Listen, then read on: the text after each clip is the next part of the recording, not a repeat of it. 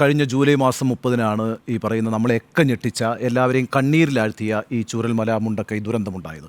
ഇന്നിപ്പോൾ 8 മാസം കഴിഞ്ഞിരിക്കുന്നു. 8 മാസം പിന്നിടുമ്പോഴാണ് നമ്മളവിടെ ടൗൺഷിപ്പിന് ഒരു തറക്കല്ലിട്ടിരിക്കുന്നത്. നിശ്ചയമായും മുഖ്യമന്ത്രി തന്നെ ഇന്ന് പ്രസംഗത്തിൽ സമ്മതിച്ചിരിക്കുന്ന ഒരു കാര്യം എന്ന് പറയുന്നത് ഈ കാര്യത്തിലൊരു വൈകലുണ്ടായിട്ടുണ്ട്, കാലതാമസം ഉണ്ടായിട്ടുണ്ട് എന്നുള്ളതാണ്. അതുമായി ബന്ധപ്പെട്ട അദ്ദേഹം ചില വിശദീകരണങ്ങളൊക്കെ നൽകുന്നുണ്ട്. സ്വാഭാവികമാണ്, ഇത്തരത്തിലൊരു വലിയ ദുരന്തം ഉണ്ടായിക്കഴിഞ്ഞാൽ പുനരധിവാസം എന്നൊക്കെ പറയുന്ന അത്ര വേഗത്തിൽ സംഭവിക്കുന്നൊരു കാര്യമല്ല. നമുക്കറിയാമല്ലോ, ഇപ്പോൾ ലാത്തൂരിൽ ഭൂകമ്പം ഉണ്ടായപ്പോൾ വളരെ സമയമെടുത്തിട്ടാണ് നമ്മൾ ആ മനുഷ്യരെയൊക്കെ പുനരധിവസിപ്പിച്ചത്.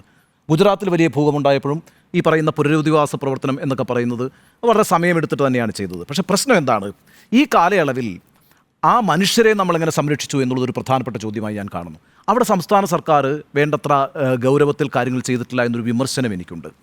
ഇപ്പോൾ നമുക്കറിയാമല്ലോ, 740 കോടിയോളം രൂപ കേരളം തന്നെ പിരിച്ച് വിവിധ മേഖലകളിലുള്ള ആളുകൾ സാലറി ചലഞ്ച് അടക്കം നടത്തി സർക്കാരിന് സംഭാവന നൽകിയിട്ടുണ്ട്, അല്ലേ? ആ പൈസ എന്ന് പറഞ്ഞൊരു ചെറിയ തുകയല്ല. ആ പൈസ കൊണ്ട് ചെയ്യാവുന്ന ഒട്ടേറെ കാര്യങ്ങൾ അവിടെ ഉണ്ടായിരുന്നു. ഇപ്പോൾ എന്തൊക്കെ വിമർശനങ്ങളാണ് ഈ പുനരധിവാസവുമായി ബന്ധപ്പെട്ട് ഈ ഇടക്കാലത്തുണ്ടായിട്ടുള്ളത്? നമ്മൾ ആദ്യഘട്ടത്തിൽ ദിനബത്ത കൊടുത്തുകൊണ്ടിരുന്നു, അല്ലേ? 300 രൂപ വെച്ച്. അത് 3 മാസം കഴിഞ്ഞപ്പോൾ നിന്നു.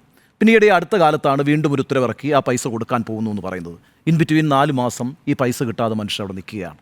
അതുപോലെ തന്നെ അവിടുത്തെ കുട്ടികളുടെ ഉന്നത വിദ്യാഭ്യാസവുമായി ബന്ധപ്പെട്ട് ഫീസ് കൊടുക്കാൻ കഴിയാത്ത സാഹചര്യവുമായി ബന്ധപ്പെട്ട് ഒരുപാട് പരാതികൾ ഉയർന്നു.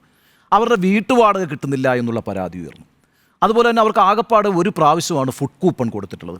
ഞാൻ പറയുന്നത് പുനരധിവാസം എന്നൊക്കെ പറയുന്നത് സ്ഥലം കണ്ടെത്തി ഒരു ടൗൺഷിപ്പ് നിർമ്മിച്ച് ഒക്കെ നടപ്പാക്കേണ്ട ഒരു പ്രക്രിയയാണ്.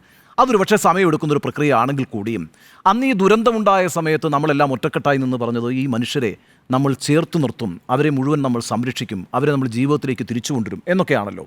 എന്നാൽ പിന്നീട് അങ്ങോട്ടേക്ക് നമ്മളുടെ ഒരു സമീപനം എന്തായിരുന്നു, അഥവാ സംസ്ഥാന സർക്കാരിൻ്റെ സമീപനം എന്തായിരുന്നു?